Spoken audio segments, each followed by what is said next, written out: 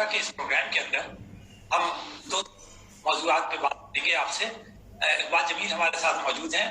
ہم کوشش کر رہے ہیں کہ ریاض بخاری صاحب کو بھی ملتان سے آن لائن کریں اور ان سے بھی بات چیت کریں. خاص ہم مارکیٹ کے اینالسٹ ہیں, اس سلسلے میں ہم ان سے بات کرنا چاہتے ہیں, لیکن ہمارا بھی ان سے ہو رہا ہے. اقبال جمیل صاحب ہمارے ساتھ موجود ہیں. اقبال جمیل صاحب, آپ ایک انتہائی سینئر جرنلسٹ ہیں. کراچی میں آپ نے رپورٹنگ کی ہے, آپ نے یہاں کے مسائل کو بہت قریب سے دیکھا, ان مسائل کو آپ نے اجاگر کرنے کے اندر ایک بہت طویل آپ نے زندگی کا عرصہ جو ہے وہ اس میں لگایا ہے.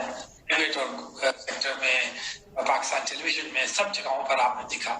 میں ایک بہت ہی اہم مسئلہ جو تھا وہ پاسپورٹ کا مسئلہ ہے, بلکہ آپ یہ کہیے کور مسئلہ ہے کراچی کا. تو آپ نے جیسے آپ کو معلوم ہوگا, آج وزیر اعظم عمران خان آئے اور انہوں نے ایک گرین لائن بس کا افتتاح کیا ہے جو کہ سرجانی سے وہاں تک جائے گی ٹاور تک.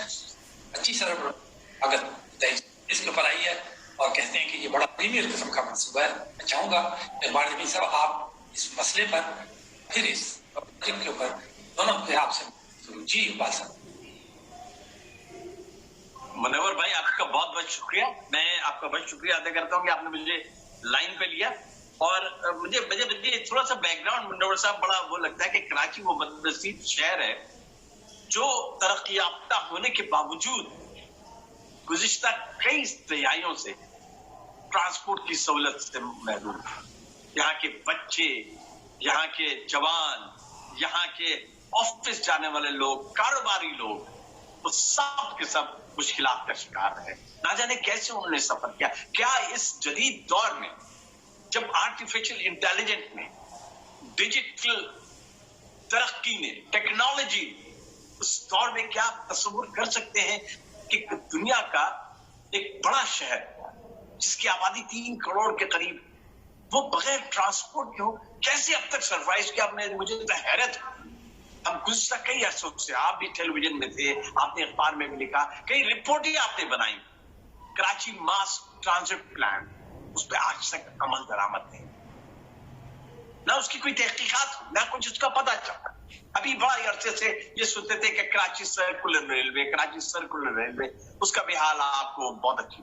بہرحال دیر آئے درست آئے, یہ ایک بڑا منصوبہ ہے اور ظاہر سی بات ہے یہ پی ایم ایل این کے دور میں یہ پروجیکٹ شروع ہوا. کافی عرصے کھٹائی میں رہا. سندھ کی گورنمنٹ کو کریڈٹ زیادہ کہ انہوں نے زمین دی, اس گورنمنٹ نے آ کے اس کو پایا تکمیل تک پہنچایا. لیکن دیکھیں ساری بات یہ ہے کہ ایک اچھی چیز کی ابتدا ایک برے انداز ہونا تو یہ چاہیے تھا کہ آج عمران خان کے ساتھ شہباز شریف کھڑے ہوتے, وزیر اعلیٰ سندھ سید مراد علی شاہ کھڑے ہوتے, یکجہتی کا مظاہرہ کرتے. ایک اچھا کام ہوا تھا, سب ایک دوسرے کو ہاتھ ملاتے اور اس منصوبے کو, گرین لائن منصوبے کو شروع کرتے, جو یقیناً ایک بڑا پروجیکٹ ہے. بالکل ٹھیک کہہ رہے ہیں اقبال جمیل صاحب, قطع کلامی آپ کی ہو رہی ہے. یہ چیز ہم نے دیکھی ہے, نیا نوٹ کی ہے کہ ہم ایک طرف سے کہتے ہیں اس چیز پہ سیاست نہیں ہونی چاہیے, معیشت پہ سیاست نہیں ہونی چاہیے, اس پہ سیاست نہیں ہونی چاہیے, قومی یکجہتی کے معاملات پہ اس پہ سیاست نہیں ہونا چاہیے, دفاعی. لیکن جب وقت آتا ہے تو اب یہ ڈیولپمنٹ چیز ہے, یہ تو معیشت سے تعلق رکھتا ہے نا, اور ایک سے دوسری حکومت کا تسلسل ہے. یہ مطلب یہ کہ دیکھیں بڑے پروجیکٹس کا تو اقبال جمیل صاحب آپ جانتے ہیں, تلویرا ڈیم ہے, منگلا ڈیم ہے, یہ بھی, اور دوسرے اس طرح کے اور بڑے بڑے بجلی کے پروجیکٹس آپ دیکھیں, اسٹیل ملز کا پروجیکٹ دیکھیں, کسی کے دور میں شروع ہوتا ہے, کسی کے دور میں ختم ہوتا ہے, کوئی سخت بنیاد رکھتا ہے, کوئی اس کا افتتاح کرتا ہے. کراچی ایئرپورٹ کا معاملہ بھی, لاہور ایئرپورٹ کا معاملہ بھی ایسا ہی تھا. لیکن آپ نے دیکھا کہ وہ جو ہے وہ ایک حکومت آتی ہے, دوسری حکومت کہتی ہے کہ جی جو کچھ ہم نے کیا, ہمارے علاوہ کوئی ہے ایگزسٹ ہی نہیں کرتا. تو دیکھیں نا, اصلی چیز یہ سارا کام کس کے لیے کیا جاتا ہے؟ کیوں اقبال جمیل صاحب آپ کیا کہیں گے؟ سب عوام کے لیے کیا جاتا ہے نا. تو پھر عوام کیا سوچتی ہوگی کہ کیا یہ اس معاملے میں بھی ڈیوائیڈڈ ہے, یعنی کہتے تو ہماری خدمت کرنے کے لیے جا رہے ہیں. جی اقبال صاحب آپ کیسے دیکھتے ہیں؟ مرزا صاحب آپ نے بات تو بڑی صحیح کہی, کنسسٹنسی آف پالیسی ہونی چاہیے.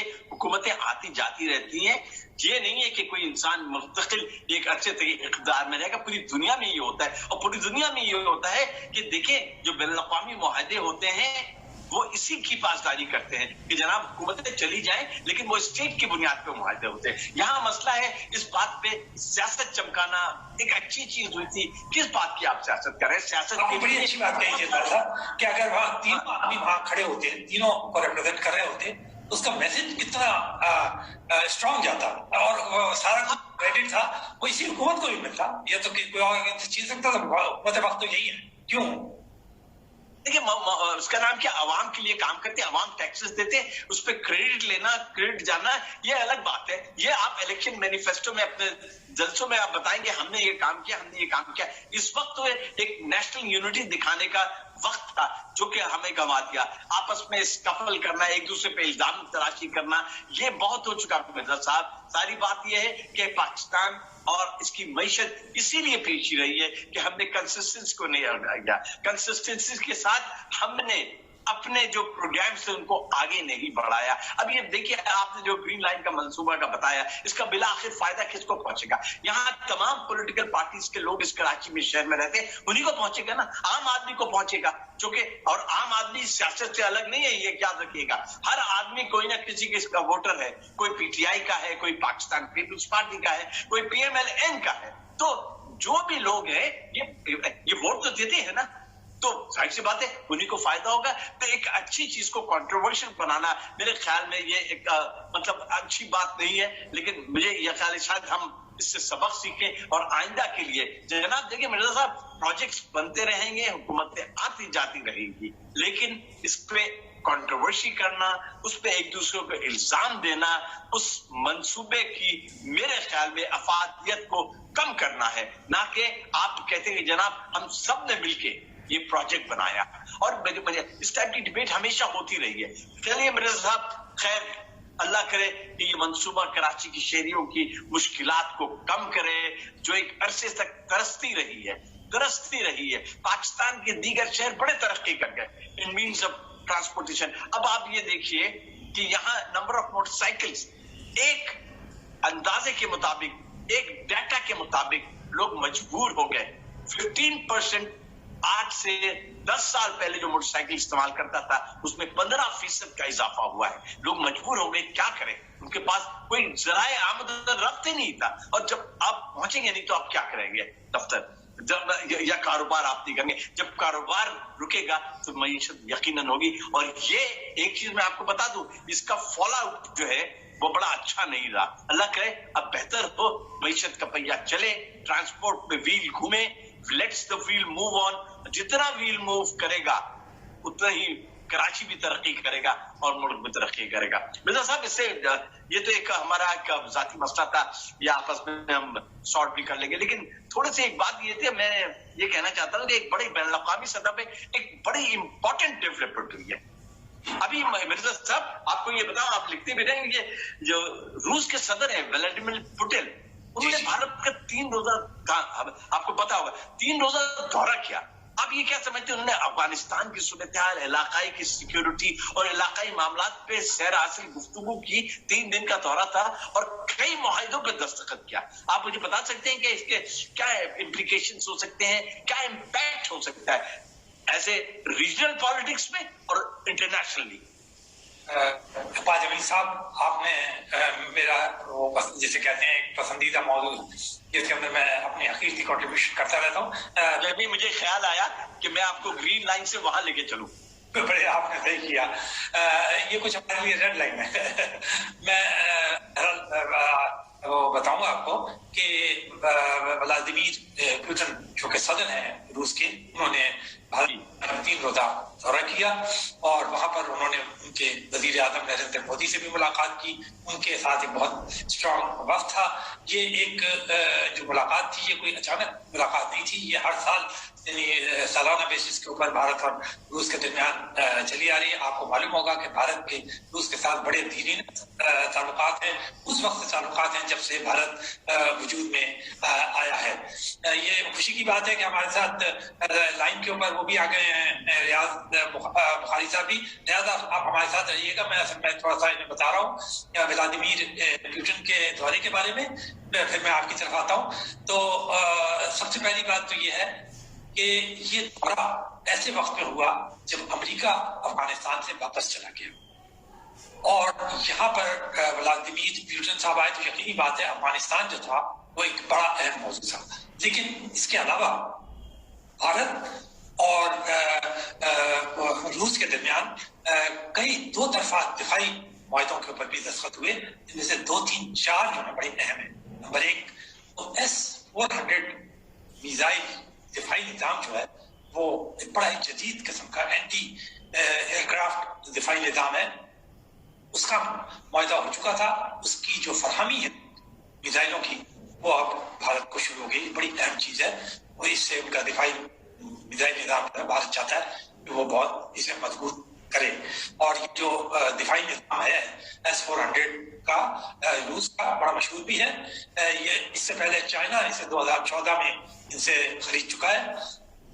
تو اس میزائل کی جو رینج ہے وہ 80 کلومیٹر کی رینج ہے. فضا کے اندر مار کر کے یہ میزائلوں کو یا اینٹی ایئر کرافٹ کو ٹارگیٹ کو تباہ کر سکتا ہے. پہلی بات تو یہ ہے. دوسری بات میں آپ کو بتاؤں، ایک اور معاہدہ ان کے درمیان ہوا ہے. 6 لاکھ رائفلز جو ہیں وہ روس کی مدد سے بھارت کے اندر تیار کی جائیں گی، اور 100 قسم کی رائفلز یہ کراتی ہیں فوجی مقاصد کے لیے استعمال ہوتی ہے. ایک 6 لاکھ کا. تیسرا معاہدہ جو ہے ملٹری ٹیکنالوجی کا ہے، ملٹری ٹو ملٹری تعاون کریں گے، وہ 10 سالہ معاہدہ ہے. یہ تو 3 وہ معاہدے تھے جو ڈائریکٹلی یقینی بات ہے یہ جو برصغیر کے اندر اور خطے کے اندر جو پاکستان کو اس بات میں بڑی تشویش ہوگی کہ جو طاقت کا توازن ہے جو پاکستان کوشش کرتا ہے کہ تخفیف اصلاح کے اوپر ہے، کم از کم اسلحہ وہ لے. بھارت آپ کو معلوم ہے دنیا کے اندر اسلحہ برآمد کرنے والے ملکوں کے اندر بہت بڑے ملکوں میں نمبر 2 کی حیثیت رکھتا ہے، اور روس اس کے اندر سے پہلے 70% اور اب 50% نے کنٹریبیوٹ کرتا ہے. تو یہ اسلحہ کا جو توازن ہے، یہ جو طاقت کا توازن ہے، اس کا ہر وقت خطرہ رہتا ہے کہ یہ بگڑے. یقینی بات ہے جب بگڑنے کا خطرہ ہوتا ہے تو پھر دوسرا فریق بھی کیا کرے، وہ اپنے دفاع کے لیے تو کرے گا، تو پھر پاکستان کو بھی اقدامات کرنے پڑتے ہیں. جب وہ کرتا ہے تو پھر لوگ جو ہے وہ اسے کرٹیسائز کرتے ہیں. دوسری بات جو ہم آپ کو بتانا چاہتے ہیں وہ افغانستان کے سلسلے میں ہے. روس اور چائنا جو ہیں وہ اس وقت 2 بڑی طاقتیں ہیں جن کی سرحدیں جو ہیں پاکستان کی طرح افغانستان سے ملتی ہیں. اور امریکہ کے جانے کے بعد ایکچولی اگر آپ دیکھیں تو جو اونس ہے وہ ان دونوں بڑی طاقتوں کی طرف ہے. افغانستان ایک انسانی المیہ سے گزر رہا ہے، سردیوں کی وجہ سے وہاں بڑے مسائل بھی پیدا ہو گئے ہیں، تو وہاں پہ امداد کی بڑی شدید ضرورت ہے. پاکستان بار بار انٹرنیشنل فورمز کے اوپر اس کی اپیل بھی کر رہا ہے کہ ان کو امداد دی جائے اس سے پہلے کہ کوئی بڑا المیہ ہو، اور پاکستان خود بہت امداد کر چکا ہے. بھارت کو بھی پاکستان نے راہداری فراہم کی ہے، اس کے ذریعے وہ گندم جو ہے وہ فراہم کر رہا ہے. تو لیکن بھارت کی خواہش یہ ہے کہ وہ افغانستان کے اندر زیادہ فعال کردار ادا کرے. آپ کو یاد ہوگا کہ اس سے پہلی حکومتوں کے اندر وہ ڈیولپمنٹ کے اندر خاصا فعال رہا، اور ان کے جانے کے بعد جب طالبان حکومت آئی تو اس کی یہ جو امیدیں تھیں یہ خاک میں مل گئی. تو اب وہ یقینی بات ہے وہ چاہے گا کہ روس سے مل کر کوئی ایسے صورتحال پیدا کرنے کی کوشش کرے کہ اس کا جو کردار غیر فعال ہوتا ہوا نظر آ رہا تھا دوبارہ فعال ہو جائے. تو اگر اس پوائنٹ آف ویو سے دیکھیں تو ولادیمیر پیوٹن کا دورہ علاوہ ان کے 2 طرفہ معاہدوں کے علاوہ افغانستان کے پوائنٹ آف ویو سے بھی بہت اہم ہے. ویسے یہ بھی میں بتاتا چلوں کہ پاکستان کے بھی تعلقات روس سے اب بہت بہتر ہوتے چلے جا رہے ہیں. پاکستان نے کئی انیشیٹوز لیے ہیں، بلکہ یہ کہا جاتا ہے کہ اب پاکستان جو ہے اور ایران اور افغانستان اور مل کر چین کے ساتھ شاید کوئی ایسا ارینجمنٹ کرے جو کہ جو خلا پیدا ہو گیا امریکہ کے جانے کے بعد اسے پر کرنے کی کوشش کریں. تو یہ ایک پیش رفت تو ہے، لیکن ساتھ ہی اگر آپ دیکھیں کہ بھارت کے ساتھ جو تعلقات ہیں اس کے وہ بہت ہی پرانے ہیں جب سے وجود میں آیا، جیسے میں نے آپ کو بتایا. تو ان میں کس طرح مطلب یہ کہ ہم ان کے باوجود اپنا جو بیلنس ہے اور اپنے جو مفادات ہیں وہ کس طرح سیکیور کرتے ہیں. یہ یقینی بات ہے ہمارے فارن افیئرس کے جو مینیجرز ہیں اور جو ہماری خارجہ پالیسی بنانے والے ان کے لیے ایک چیلنج ہوگی.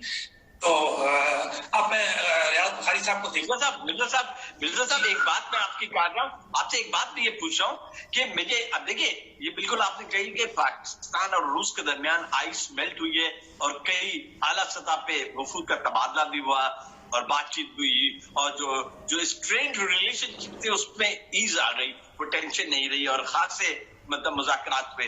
मैं ये पूछना चाहता हूँ कि रूस ने जो भारत को इस किस्म की जो मतलब मुआहदे पे दस्तखत किया है, जिसे दिफाई मुआहदे कहा जा सकता है, आप क्या समझते हैं? क्या इसका टारगेट चाइना को बनाना चाहते हैं कि चाइना के इन्फ्लुएंस को अफगानिस्तान में वो कम करें, भारत को मजबूत करके? इकबाल जमील साहब, मैं आपको जवाब देता हूँ, लेकिन मैं पहले मैं चाहता था कि हम रियाज बुखारी साहब, आप मौजूद हैं ना हमारे साथ? आप आवाज सुन रहे हैं रियाज बुखारी साहब? जी जी, आवाज आ रही है आपकी। हाँ, तो रियाज बुखारी साहब, मैं पहले आपकी तरफ आ रहा हूँ, क्योंकि हम देर से इंतजार कर रहे थे। रियाज बुखारी साहब जो है वो उन्होंने हमें मुल्तान से ज्वाइन किया है। आप एक बहुत ही गैर मामूली किस्म के मार्केट एनालिस्ट हैं, और ज्यादातर इनका जो वो अमेरिका में गुजरा और वो इन्हीं मार्केट्स के एनालिस्ट करते रहे। खासतौर पे ये जो गोल्ड वगैरह है, इसके अंदर भी आप बुलियन मार्केट जो है उसके ऊपर भी बड़ा अबूर रखते हैं, करेंसी मार्केट के ऊपर अबूर रखते हैं, स्टॉक मार्केट के ऊपर आप अबूर रखते हैं। बल्कि रियाज बुखारी साहब की बात मैं ऐड करता चलूँ, जब ये मेरे साथ हुआ करते थे मुख्तलिफ चैनल के अंदर एज ए सीनियर एनालिस्ट, तो ये मुझसे कहा करते थे कि मेरा पता किसी को ना दीजिएगा, क्योंकि जो लोग जब इनका पता किसी को दे देते हैं तो लोग इनके पास जाते हैं और इनसे कहते हैं कि फोरकास्ट कीजिए, क्या कैसे, मतलब यकीनी बात है हर शख्स चाहता है कि उससे मुनाफा हो। तो रियाज बुखारी साहब इस सिलसिले में बहुत ही वो है, तो ये शाये है, वो कहते हैं मेरा पता किसी को ना दीजिएगा। तो बहरहाल रियाज बुखारी साहब, बहुत शुक्रिया, आपने हमें ज्वाइन किया। तो ये आपने देखा होगा रियाज साहब कि अभी हाल ही में पाकिस्तान की जो स्टॉक मार्केट थी वो बड़ी बुरी तरह से क्रैश किया, उसके बाद रिकवर तो होना शुरू हुई, लेकिन आप इसके असरात ये आप क्यों ऐसा हुआ, एक तो ये बताइए, और जो आपने तजर्बे की बुनियाद पर, और दूसरे आप ये बताइए कि हमारे ऊपर इसकी इकोनॉमी के ऊपर क्या असरात पड़े हैं। जी जी, देखिए, सबसे पहले तो हम इंडाइसेस देखेंगे कि ASE 100 इंडेक्स का क्या ट्रेंड है। कि ASE 100 इंडेक्स का ये जो है, ये लेफ्ट साइड पे आप देख रहे हैं, ये ग्राफ बना हुआ है। मार्केट ने अपना जो टॉप बनाया है 48,981 पे। टेक्निकली हम इसे हेड एंड शोल्डर फॉर्मेशन कहते हैं। ये दरमियान में जो है ये हेड है, और ये साइडों पे जो है ये दो शोल्डर हैं। ये बेसिकली बेरिश होते हैं, यानी मार्केट का जो ट्रेंड है वो डाउनवर्ड है। और हम ये समझते हैं कि आने वाले दिनों में जहां भी मार्केट में रैली है तो आप प्रॉफिट टेकिंग करें इंस्टेड ऑफ बाइंग। कि लॉन्ग टर्म के लिए अगर आप बाई करना चाहते हैं तो उससे अवॉइड कीजिएगा। शॉर्ट टर्म आप बाई कर सकते हैं कि कोई भी मार्केट कंटिन्यू डाउन नीचे नहीं आती और कोई भी मार्केट जो है कंटिन्यू अपवर्ड नहीं आती। इसमें जिगजैग पोजीशन होती है, जिस तरह एक वेव्स है उस किस्म के उसमें अगर 2000 पॉइंट की कमी आई है तो उसमें कुछ ना कुछ रिएक्शन आता है 1000 का। और दूसरा, अगर हम ASE 30 इंडेक्स, ये जो सेकंड है, इसके जो टेक्निकल इसकी टर्म है उसे हम डबल टॉप कहते हैं। डबल टॉप का मतलब ये है कि ASE 30 इंडेक्स ने पहला टॉप बनाया 19,818 का और दूसरा टॉप बनाया 833 का। तो ये ऑलमोस्ट डबल टॉप है। मार्केट एक टॉप के पास आई तो वहां से हमने एक सेलिंग प्रेशर देखा। Again after few months market जब उन्हीं लेवल पे आई तो वहां पे भी हमने ये देखा कि वहां पे एक सेलिंग प्रेशर है। जो डबल टॉप फॉर्मेशन बनती है वो भी बेरिश होती है, तो मार्केट का जो ट्रेंड है वो डाउनवर्ड है। अब तीसरा जो है, ये नीचे जो मैंने ये ग्राफ बनाया है, ये है KMI 30 का। इसमें भी जो है हेड एंड शोल्डर फॉर्मेशन बन रही है कि दरमियान में हेड है, राइट में शोल्डर है, लेफ्ट में भी शोल्डर है, और ये जो नीचे होगी ये एक नेक लाइन होगी। मार्केट जो ही नेक लाइन को क्रॉस करेगी तो अगेन हम इसमें डाउन ट्रेंड देखेंगे। मैं समझता हूँ कि पाकिस्तान स्टॉक एक्सचेंज में आने वाले दिनों में जहां भी रैली है, जहां भी मार्केट बढ़े, तो लोगों को प्रॉफिट टेकिंग करनी चाहिए, लॉन्ग टर्म बाइंग से अवॉइड करना चाहिए। जी, मैं रियाज साहब आपसे एक बात ये पूछना चाहता था। ये तो आपने बहुत जबरदस्त बातें बताई हैं, मैं समझता से आया। वाजिबी साहब, आप भी एजुकेट हो रहे होंगे, आपको ये पता चल रहा होगा। जबरदस्त है ना, खास तौर पे साहब, मैं तो इनसे दिल चाह रहा है कि कौन से शेयर्स खरीदूं, जल्दी से दिल चाह रहा है कि पूछूं कि कौन से शेयर्स खरीदूं। इन्होंने जो ग्राफ बनाया है ना, और इतने आसान फहम अल्फाज में इन्होंने डिस्क्राइब किया है कि आपके सवाल का जवाब दिया। माशाल्लाह, आउटस्टैंडिंग भाई, बहुत मजा आया। میں نے آپ سے کہا تھا نا آپ کا وہی انسینٹو پیدا ہو گیا آپ کو آخرکار، ہے نا. میرا بھی دل چاہ رہا ہے، لیکن ریاض صاحب اس معاملے میں بڑے شائع ہیں، وہ کہتے ہیں جیسے میں نے تو ریاض صاحب میں اصل میں جو بات ایک اور آپ سے پوچھنا چاہتا تھا، جو عام آدمی ہوتا ہے، کہا یہ جاتا ہے کہ اسٹاک مارکیٹ جو ہے وہ انڈیکیٹ کرتا ہے اکانومی کو، کنٹریز اکانومی کو. تو آپ بھی اس بات سے اگری کرتے ہیں کہ یہ صورتحال ایسی ہے؟ نہیں، میں نہیں سمجھتا. یہ ہماری جو مارکیٹ ہے بہت ہی چھوٹی ہے، یہ اتنی بڑی مارکیٹ نہیں ہے جو یہ اکانومی کو ریپریزنٹ نہیں کرتی.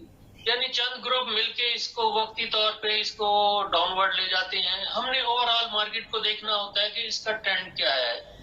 اس میں جو فارمیشنیں بنی ہیں وہ ٹوٹلی بیرش ہیں. تو میں سمجھتا ہوں کہ مارکیٹ میں جو ہے وہ ڈاؤن ورڈ ٹرینڈ رہے گا لانگ ٹرم کے لیے.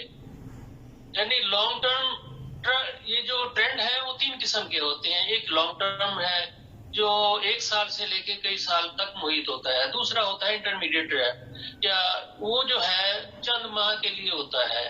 اور شارٹ ٹرم جو ہوتا ہے وہ چند دنوں کے لیے ہوتا ہے. تو لانگ ٹرم جو ہے وہ میں سمجھتا ہوں مارکیٹ کا جو ٹرینڈ ہے وہ ڈاؤن ورڈ ہے.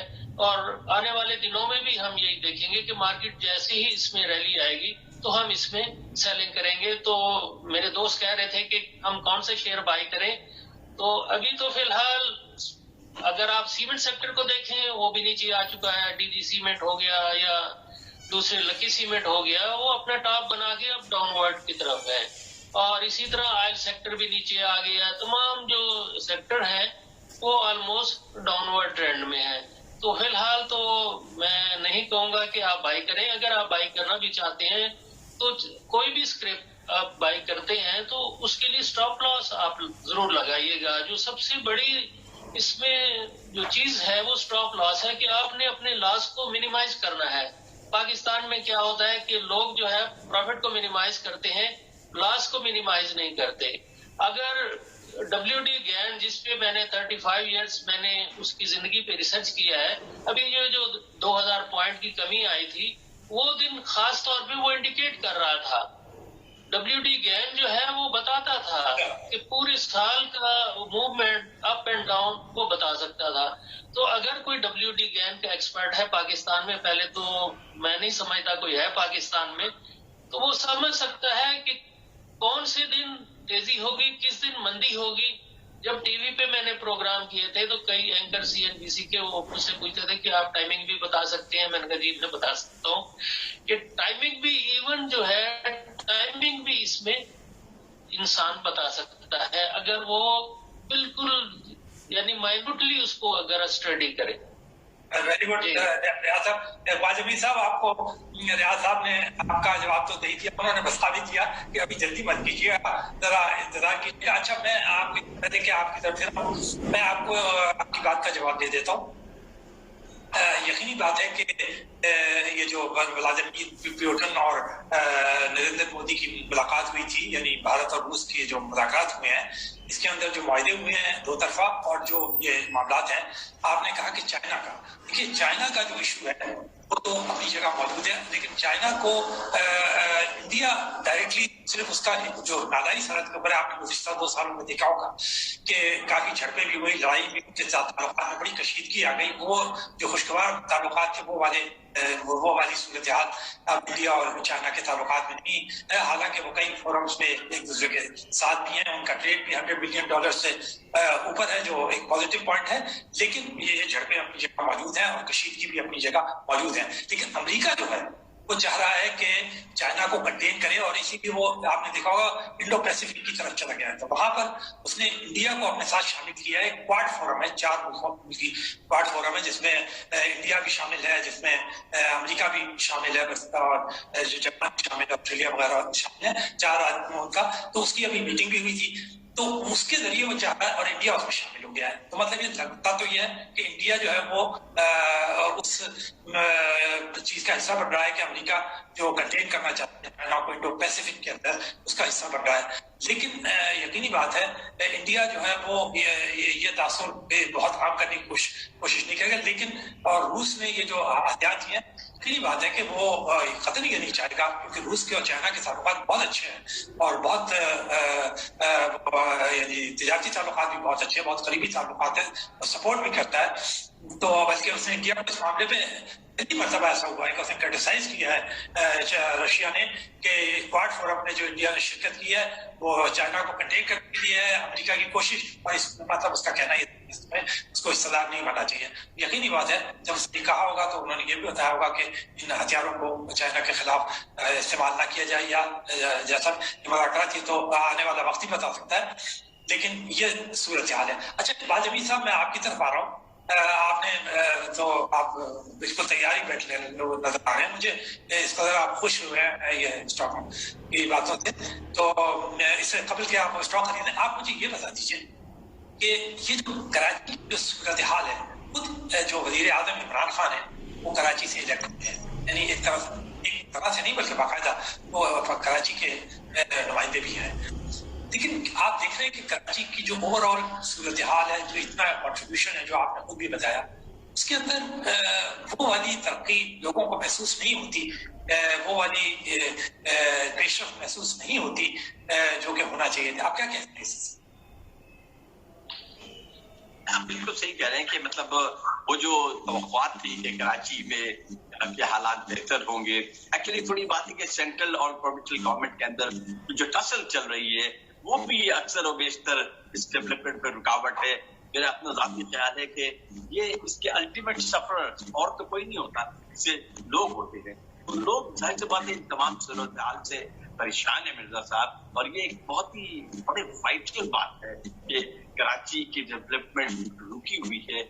ऑल सेक्टर्स के अंदर आप देख लीजिए, कोई भी आप सड़क उठा के देख लें, कोई भी जगह आप देख लें, इंक्रोचमेंट देख लें, लोगों के ट्रांसपोर्ट का हाल तो आपने आप उससे ज्यादा बेहतर जानते हैं। तो ये जो चीज है ये अवाम के मफाद के लिए जो प्रोजेक्ट्स हैं वो नहीं बन रहे। पानी का मसला है, और ये बड़े बड़े खतरनाक होते हैं। गार्बेज का मसला इतना खराब हो गया है, और नेचुरली जब लोग देते हैं तो वो एक्सपेक्ट करते हैं कि जनाब हम उस शहर के सबसे ज्यादा टैक्स देने वाले हैं, सबसे ज्यादा रेवेन्यू हम दे रहे हैं, लेकिन हमें मिल कुछ नहीं रहा है। तो ये जो एक किस्म का एहसास है कि जनाब हमारे लिए कुछ नहीं हो रहा है, और ये जो हमारे लिए कुछ नहीं हो रहा है तो इसके लिए कौन करेगा? जाहिर सी बात हुकूमतें ही करती हैं। तो मेरे ख्याल में कि सूरत हाल कोई इतनी बेहतर नजर नहीं आती, इसलिए कि कराची शहर के मुख्तलिफ इलाकों में आप जाएं तो सिविक एमिनिटीज की जो सिचुएशन है वो आपको खुद मुझसे बेहतर पता होगी कि गलाजत, गंदगी, और इससे ज्यादा मैं आप ये कहता हूँ कि ठीक है बीमारियां होती हैं, कोरोना होता है, डेंगू होता है, लेकिन अनहाइजीनिक कंडीशन की वजह से लोग अल्टीमेट सफर। बिल्कुल ठीक कह रहे हैं बाजमी साहब, और वो जैसे आज वज़ीर आज़म ने खुद भी इस बात का एतराफ़ किया, उन्होंने कहा कि कराची तो एक जैसे कहते हैं ना बल्दियाती खुद मुख्तारी चाहिए, इस एक बड़े शहर की वो चाहिए एडमिनिस्ट्रेशन इसे, और इसको बिल्कुल अलग रख के देखना चाहिए, तब जाके उसकी तरफ। ठीक है, ये तो बहुत अच्छी बात है। रियाज बुखारी साहब, मैं अब आपकी तरफ आ रहा हूँ। आपने बड़ी अच्छी बातें कही, आपने बहुत अच्छी बातें हमें बताई, लेकिन मैं आपसे फिर, आप मार्केट एनालिस्ट हैं और आपने देखा होगा कि सोने की प्राइसेस भी पाकिस्तान के अंदर बहुत राइज करती रही हैं, करेंसी की मार्केट भी बहुत, डॉलर आपने देखा किस हाइट के ऊपर जा रहा है कि 180 को के करीब टच कर रहा है, एग्जैक्टली अगर नहीं भी किया है। आप इसको मार्केट के साथ रखकर, आपने कहा कि वो तो इंडिकेटर नहीं है इतना ज्यादा, और यहाँ पे कुछ लोग रेगुलेट करते रहते हैं, लेकिन आप जिस मार्केट पाकिस्तान में देख रहे हैं, जिसपे इकोनॉमिक सूरत हाल देख रहे हैं, उसमें आप क्या कहेंगे कि क्या ये मसला अफजा है? मैं समझता हूँ कि जो गोल्ड को पाकिस्तान प्रेडिक्ट करना बहुत ज्यादा मुश्किल है, क्योंकि यहाँ पे हमें पता नहीं चलता कि ओवरनाइट क्या हो जाता है। अब डॉलर को देखिए, ये कहाँ तक 180 के अराउंड ये जाने को तैयार है। तो इसमें हुकूमत की नाअहली है। हमने देखा था, मैंने जापानीज येन को एक दफा देखा था, जो स्पेकुलेटर है उनके अंदर बहुत ज्यादा ताकत होती है। उन्होंने बिल्कुल डिवैल्यू कर दिया था जापानीज येन को। तो वहां पे मुख्तलिफ बैंकों ने इंटरवेंशन की थी, मुख्तलिफ बैंकों ने इंटरवेंशन करके उस चीजों को, यानी जापानीज येन को उन्होंने स्टेबल किया था। तो पाकिस्तान को भी चाहिए कि जिस तरह मुख्तलिफ बैंक हैं وہ مل کر اس کو جو ہے نیچے لے آئیں اور پاکستانی روپی جو کرنسی ہے اس کو یعنی اس میں اسٹرینتھن ہو. ناظرین، آپ نے ہمارے ماہرین کی رائے سنی. شکریہ اقبال جمیل صاحب، شکریہ ریاض بخاری صاحب. میں اب اس میں مزید کچھ ایڈ کرنا نہیں چاہوں گا، اور آج کا ہمارا پروگرام جو ہے وہ اختتام کو پہنچا.